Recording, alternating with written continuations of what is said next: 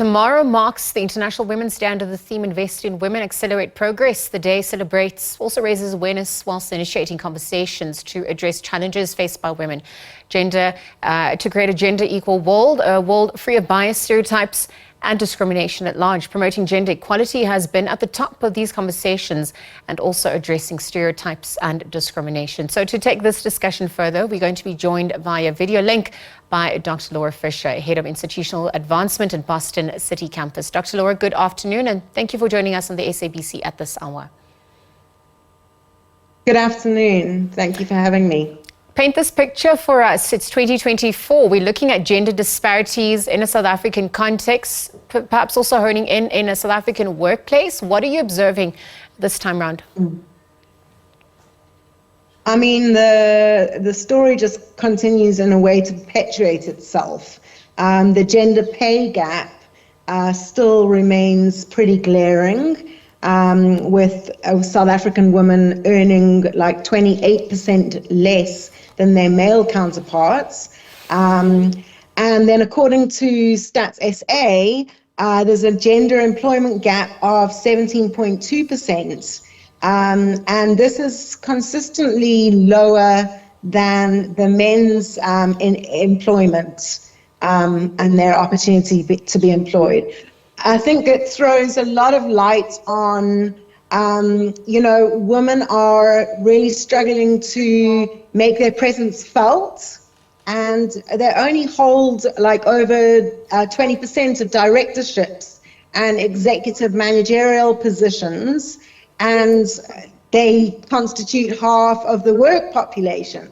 So, there's definitely some really radical gender disparities at work in South Africa in the workplace. Thank you for those opening remarks. I mean, representation is important. Intersectionality on different fronts also exist. It's multi-layered, the disparities and the discrimination. And so I just want to look at addressing those stereotypes, which are shown in movies and the media at large. What's coming to the fore? How do we dispel that? Yeah, it's a really difficult one. I mean, I think the media has come quite a long way in terms of dispelling some of the gender role stereotypes, but there's almost like a creeping problem that we are facing when we speak about the emerging world of AI. Yeah. Because even as AI revolutionizes sectors from healthcare to education, marketing and disaster management, this AI actually has the potential to amplify human prejudices. So the question is, whose agenda and gender does an AI world simulate?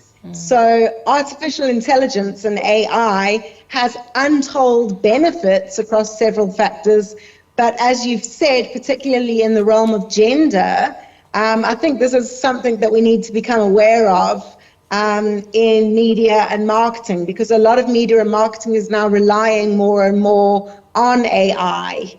So, I think that as we march forward, we need to really reflect what we want for the future rather than reflecting age-old biases. No, absolutely. We have to be intentional about navigating the way forward and, explore those untold benefits. And so as we promote gender inclusivity, looking at AI, looking at tech and how it could perhaps serve as a bridge for the unemployment gap, for dispelling issues of ageism, sexism, and with the challenges embedded in AI, how do we overcome that? How do we work to overcoming that?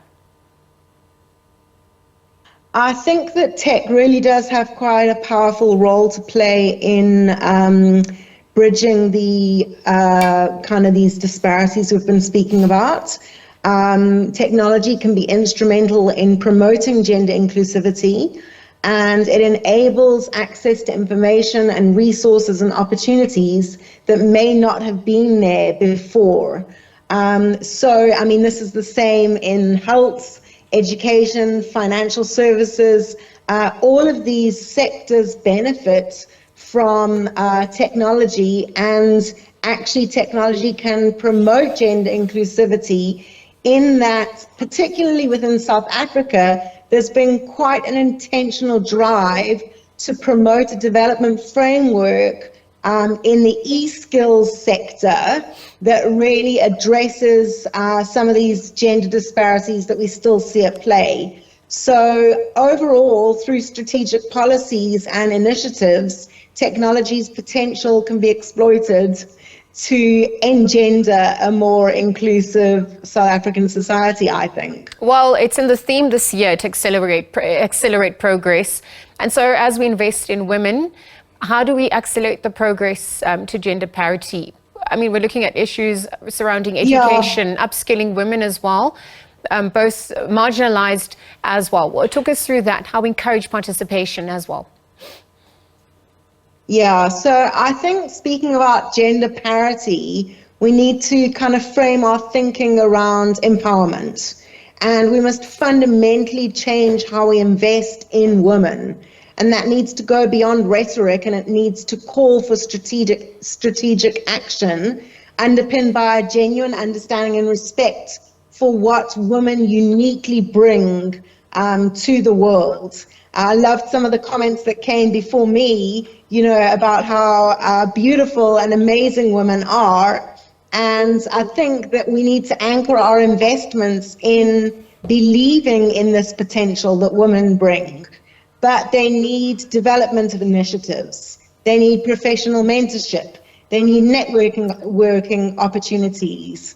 And all of those things foster connections and then build competencies necessary for engagement in competitive sectors. So it isn't necessarily about preferential treatment at this point. It's about leveling a playing field and equipping women with tools and opportunities to shatter the glass ceiling that has been held above them and really open the doors wide enough for their undeniable talent and potential to shine through.